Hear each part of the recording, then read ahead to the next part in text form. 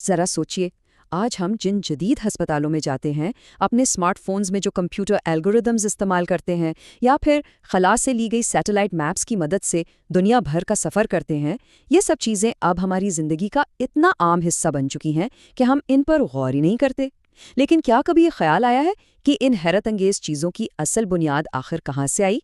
اس تفصیلی جائزے میں ہم صدیوں پیچھے کا سفر کریں گے اور بہت ہی دلچسپ انداز میں ان 10 عظیم مسلم سائنسدانوں کے بارے میں جانیں گے جنہوں نے اپنے علم سے پوری دنیا کو روشن کیا اور در حقیقت آج کے اس جدید دور کی بنیادیں رکھیں۔ اصل بات یہ ہے کہ آج کی یہ شاندار اور ایڈوانسڈ ماڈرن سائنس اچانک سے ہوا میں نہیں بن گئی۔ مسلم علماء نے آج سے صدیوں پہلے علم، سائنس، طب، ریاضی، فلکیات اور فلسفے میں ایسی حیرت انگیز خدمات انجام دی تھیں جو آج بھی ہماری اس جدید دنیا کے لیے ستون کا درجہ رکھتی ہیں۔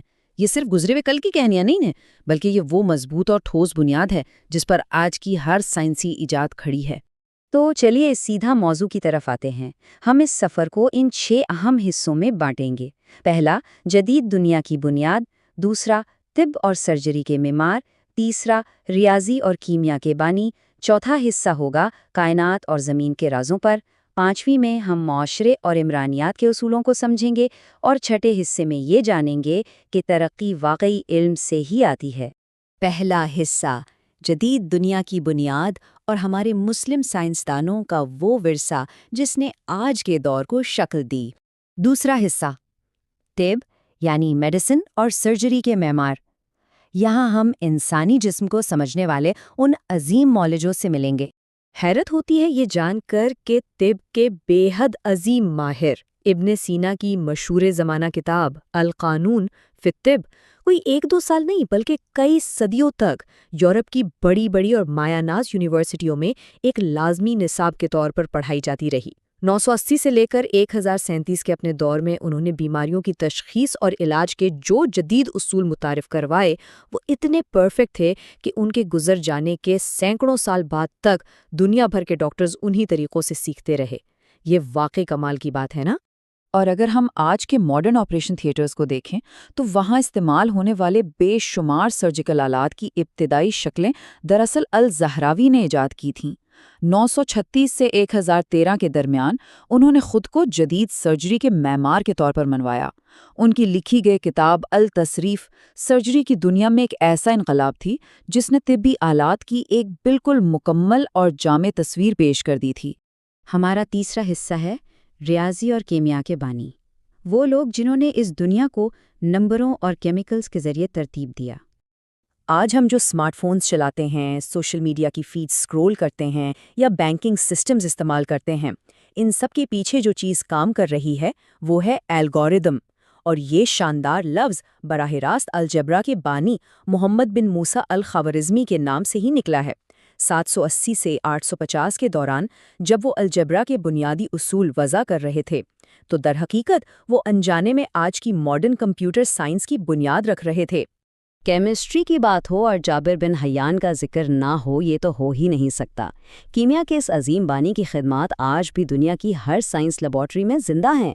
انہوں نے ڈسٹلیشن یعنی عمل کشید اور کرسٹلائزیشن جیسی وہ جدید ٹیکنیکس متعارف کروائیں جو 721 سے 815 کے دور کے ہونے کے باوجود آج بھی دنیا بھر میں دوائیاں اور کیمیکلز بنانے کے لیے بالکل اسی طرح استعمال ہوتی ہیں۔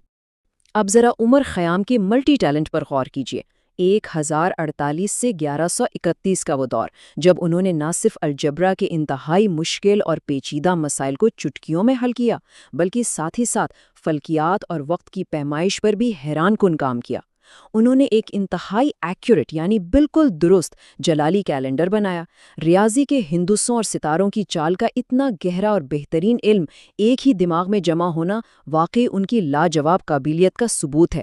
چوتھا حصہ، کائنات اور زمین کے راز۔ اب ہم زمین اور ستاروں کو سمجھنے والے جغرافیہ دانوں اور ماہرین فلکیات کی بات کریں گے۔ بصریات یعنی آپٹکس کے بانی ابن الحسم، یہ انہی کی ریسرچ کا نتیجہ ہے کہ آج ہم جدید کیمرے، لینزز اور اینکیں استعمال کر رہے ہیں۔ 965 سے لے کے 1040 کے دوران روشنی، آنکھ کی ساخت اور بینائی کے عمل پر ان کی تجرباتی تحقیق نے انسان کے دیکھنے اور سمجھنے کا پورا انداز ہی بدل کر رکھ دیا۔ تجرباتی سائنس کو پروموٹ کرنے میں ان کا جو کردار ہے اس کی واقعی کوئی اور مثال نہیں ملتی۔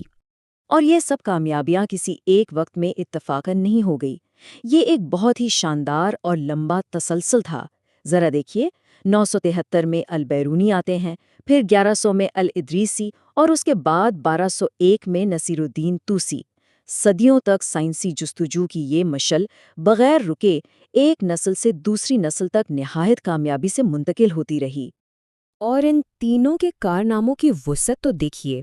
البیرونی نے اس زمانے کے انتہائی محدود وسائل میں زمین کے قطر یعنی ڈائے میٹر کا بالکل درست حساب لگایا، جو آج کی ماڈرن سائنس کے بھی حیرت انگیز حد تک قریب ہے۔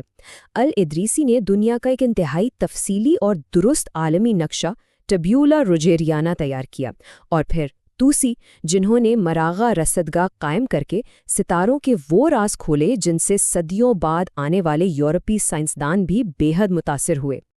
ہمارا 5واں حصہ ہے معاشرے اور عمرانیات کے اصول۔ ستاروں اور کیمیکلز کے بعد اب بات کرتے ہیں انسانوں اور ان کے بنائے ہوئے معاشروں کی۔ یہاں ذکر آتا ہے ابن خلدون کا، جن کا شاندار دور 1332 سے 1406 تک پھیلا ہوا ہے۔ یہ وہ عظیم اور دور اندیش شخصیت تھے جنہوں نے پہلی بار باقاعدہ یہ سمجھنے کی کوشش کی کہ آخر سوسائٹیز یعنی معاشرے کام کیسے کرتے ہیں، وہ کیسے ترقی کرتے ہیں، عروج پر پہنچتے ہیں، اور پھر ان کا زوال کیسے آتا ہے۔ اسی لیے انہیں متفقہ طور پر عمرانیات یعنی سوشیولوجی کا بانی مانا جاتا ہے۔ ان کی مشہور زمانہ کتاب مقدمہ محض تاریخ کی ایک پرانی کتاب نہیں ہے، یہ سماج، سیاست اور معیشت کو سمجھنے کا ایک ایسا جدید اور مکمل ضابطہ ہے جو آج بھی دنیا بھر کی سوشیولوجی کلاسز میں اتنی ہی اہمیت کے ساتھ پڑھا جاتا ہے۔ یہ انسانی آبادیوں اور ان کے رویوں کو گہرائی سے سمجھنے کا ایک سچا شاہکار ہے۔ اور اب ہم آتے ہیں اپنے چھٹے اور آخری حصے کی طرف کہ حقیقی ترقی صرف علم سے ہی آتی ہے۔ تو اس ساری گفتگو کا نچوڑ اور سب سے اہم نقطہ کیا ہے؟ وہ یہی ہے کہ قومیں علم اور تحقیق کے ذریعے ہی ترقی اور عروج حاصل کرتی ہیں۔ ان تمام عظیم مفکرین اور سائنسدانوں نے، جن کا ہم نے ابھی ذکر کیا، اپنی پوری زندگیاں صرف اس ایک بات کا عملی ثبوت بننے میں گزار دیں کہ کسی بھی قوم کی اصل طاقت اور حقیقی بلندی اس کی سائنسی تحقیق اور علم کی پیاس میں ہی چھپی ہے۔ تو آخر میں اس شاندار اور روشن تاریخ کو سامنے رکھتے ہوئے ایک بہت ہی گہرا اور اہم سوال پیدا ہوتا ہے۔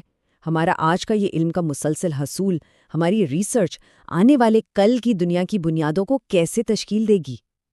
ان عظیم مسلم سائنسدانوں کی تاریخ ہمیں صاف بتاتی ہے کہ جہاں کھوج ہے، جہاں سوال ہیں اور جہاں ریسرچ ہے، وہیں آگے بڑھنے کا راستہ ہے۔